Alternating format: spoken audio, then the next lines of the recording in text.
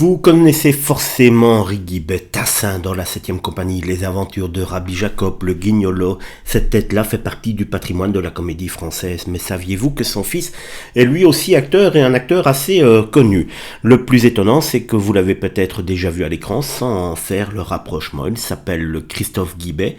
Il a grandi dans un univers où les comédiens faisaient presque partie du décor. Sur son site officiel, il raconte avoir vu son papa travailler avec toute une génération du Café de la Gare, notamment Patrick Devers, Romain Bouteille et Coluche. Et Christophe ne s'est pas contenté de profiter du nom de papa. Ado, il travaille d'abord dans les théâtres avant de se former notamment au cours Simon et au cours Florent. Il passe ensuite par le théâtre, la télévision, le cinéma, le one-man show.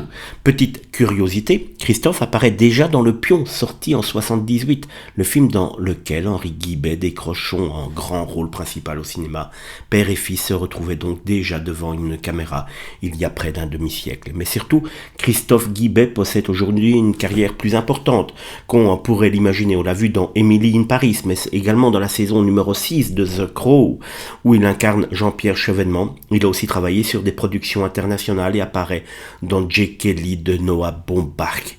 Et l'histoire continue, Christophe se produit encore sur scène avec son spectacle et poursuit ses tournages. Bref, chez les Guibet, le métier de comédien, clairement une affaire de famille. Quand on voit le parcours du fils, on se dit qu'il mériterait probablement d'être beaucoup plus connu du grand public.